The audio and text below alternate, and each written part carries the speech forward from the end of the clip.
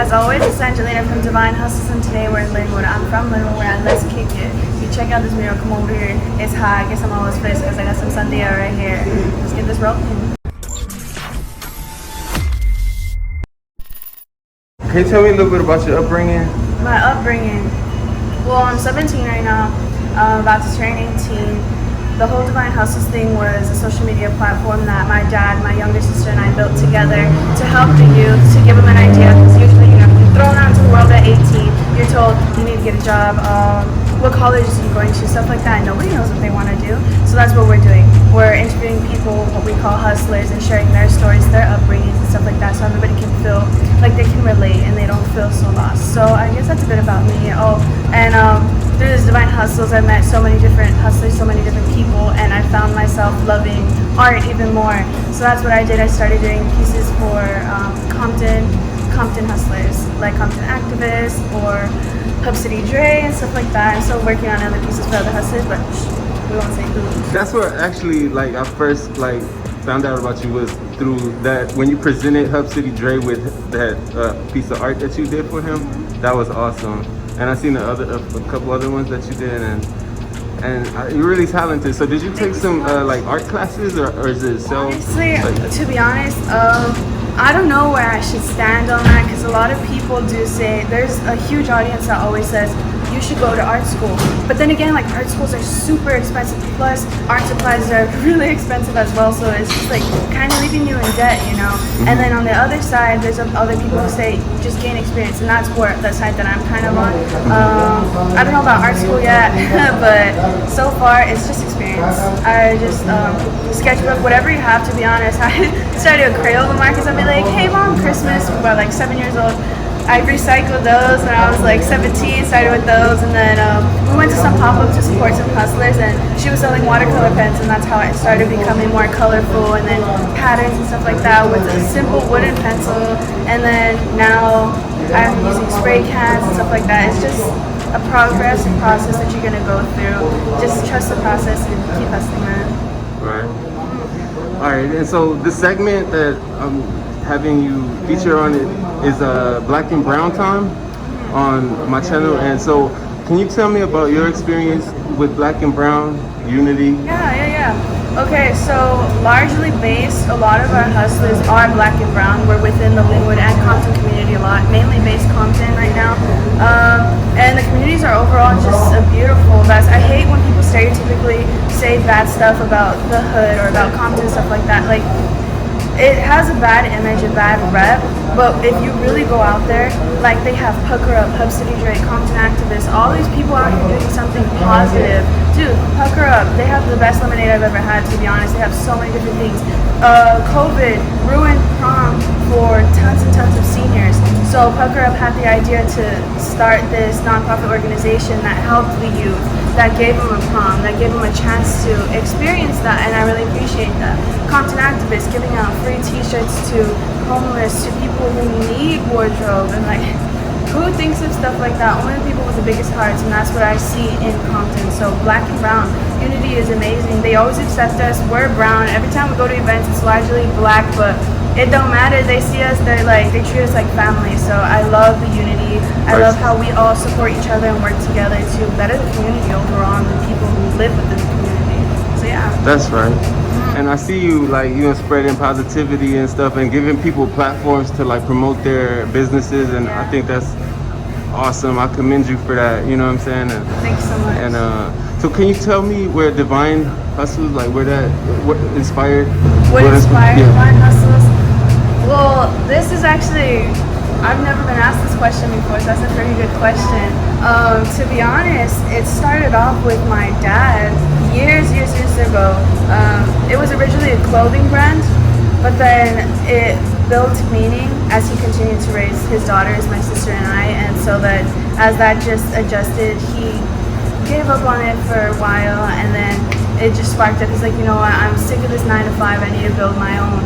So he built it with us, and as a family business, we've been growing it, spreading positivity, working with other hustlers, and it's just been super dope. The experience is super dope, and it's not even about the clout. It's not about the recognition. It's about networking. It's about helping others, and it's just about supporting each other overall. And I think that's the overall goal of life in general: just help others, support each other, spread that positivity. Because whether or not you're just gonna be at home or something like that, you can easily go support small businesses, go talk to some people, and it'll better somebody's day. How about just give a compliment a day? Imagine how that can change so many people's lives. Like, yeah, that's how it started. It started off as a clothing brand, and now it's what it is today. Yeah, and like what you said, like you never know what somebody might be going through, you know. So you giving that, I try to do one good deed a day, you know, even if it's like something that's small, you know. It don't have to be nothing like crazy. Just like you said, a compliment. Yeah. You know what I mean? Something that's free, like. That could change somebody's whole life, man. Yeah. They could be going through something tough, something traumatic, man, and some stranger comes up to them. Hey, I like your shoes. Hey, your smile's so beautiful. Hey, have a nice day, you know. But imagine what I could do for the world. Yeah. I love that idea. What are your like goals for like? Where do you want to take it? Where do you see it like growing to? Well, Divine Hustles, like I said, is about supporting the people. So to be honest, for the overall vision, just like on the spot right now, on the quick thinking about it, I see it growing into something international and just helping people worldwide, and just hopefully being that education outlet that doesn't take money, that only is a click away for the youth to see, and not even just the youth, it reaches different age ranges, because I know there's a ton of adults out there that still don't know what they want to do, that are still struggling. So from kids to adults to elderly, shoot, it don't matter. Anybody who has dreams, anybody who wants to experience that, it's a click away, you know. So I want it to be on an international. You're fine. It's a community out here. Yeah. I just wanted to become international. I wanted to become an overall vision for everybody to be able to have that resource, that free resource. I want it to be some sort of education. I don't want it to be a monthly fee. I don't want it to be getting notifications from email saying you owe $3.99 a month. Nah, it's for your use. We want you to use it. We want you to be helped. But yeah, that's what I see for it as of now. What are some of your like hobbies or, you know, pastimes? What do you do for fun? Like, you know what I mean? What kind of music do you listen to or stuff like that? Like, can you tell me just a little bit about yourself on some like... Yeah. So hobbies, like I said, art and stuff like that right now. I'm really into that. I love fashion, art, anything that has to do with art, singing, stuff like that. Music. To be honest, my parents are 90s babies, so I grew up with a lot of that bomb music. So from hip hop to R&B to even oldies, they'd be playing some oldies. I'll be like, okay, art, like, what's up? And then as of now, venturing out to my own music, I still kind of listen to the same thing. It's just more of a newer vibe. So like R&B today is like Brent Faiyaz and stuff like that, or like even rock. My mom's a hard rocker, so I'd be listening to Nirvana sometimes, Rocky Now. So stuff like that. I have a wide range, and like even international stuff. I like listening to French hip hop or K-pop or stuff like that, or Japanese music. It's just music.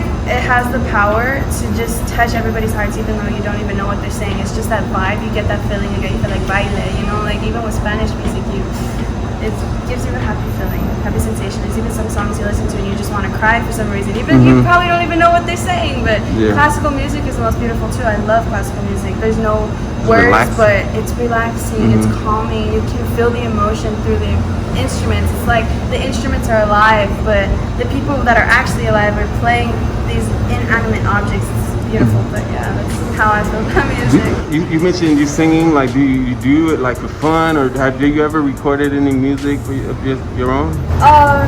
Well, see, when it comes to singing, I barely only opened up. I started doing like short little covers and posting them on my Instagram, but even before that, I used to be super shy and super scared. I actually wrote a song for my mom for, I think it was her birthday. Yeah, it was her birthday. And I was so afraid. I had to put a sleeping mask on. It was so embarrassing. I put a sleeping mask on, and I like kept on falling over. It was horrible, but it's a thought that counts. One day I want that song to be recorded. I want it to have some composure, some sound, so one day she could just sit to it and listen to and just feel it. Although it still made her cry with me in a mask on, and I'm falling and I'm like tumbling through my words, it still touched her. So that was amazing. Recording music, that's one of my dreams. I love music, I love singing. Have I ever had taken any classes? No. Another thing, like experience, like singing in the shower and stuff like that. Or just singing, you hear a song on the radio, you're like, okay, I can vibe with this. You just get in your zone. But yeah. Any influences when it comes to like the singing? Like it's like somebody who you, Who inspires me? yeah. Well, to be honest, in my opinion, I feel that singers' voices develop based off of who they listen to. So, like, let's say you're listening to Ariana Grande, your voice is gonna be high.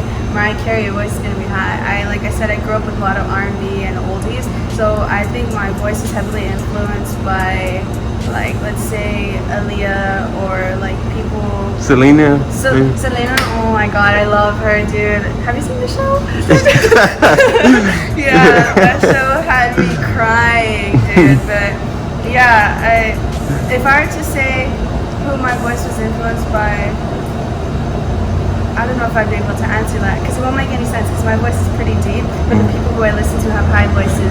But yeah, that's where I stand. Inspirations, I think it'd just be myself. That's right.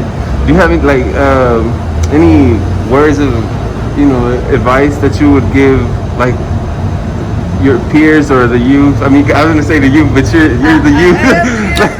but like 17. Or like just to the people like watching, like what do anything that you want to leave them with? Honestly, just a reflection of what we were speaking about today. We had a lot of good words of wisdom today. I think you guys should just let that sink in and take that advice overall. The advice being support each other, help each other, give that compliment. I'm super serious about this, guys. Seriously, you're walking down the street, you're crossing the street, you're side by side by a car. Just be like, hey, how was your day? How are you doing? And if they don't respond, like, they roll up their window, like, hey, that's on them. Turn up your music, you vibe too. But yeah, compliment a day, support each other, help each other. And to be honest, I hear this a lot. Being from the youth, this is one thing I hear a lot. Listen to your elders. Now the thing is, some of them don't really follow what you per se would say is the ideal, but they did go through life. They've had experiences. So I noticed with Divine Hustles, my thing is I speak to people who aren't a part of the youth but live life, and I always ask the same question. Last wisdom words to the youth, and they always say the same thing. First of all, they say follow your dreams. Don't listen to negativity. Don't get in your head because your mind is a blessing but a curse. And just listen to your elders because their life experiences could honestly teach you a lot, and that's your like ticket.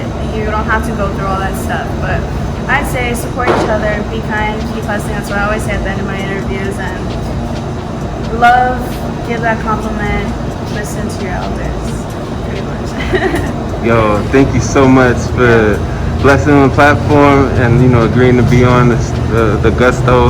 I appreciate you, and I hope. I mean, I'm looking forward to seeing you grow and like be successful. All that good stuff. And yeah, many blessings to you. Thank you. And going for the Gusto, all right? Hey, right here, folks. Be kind, support each other, keep hustling. Angie of Divine Hustles over here with the Gusto. Word. Hey.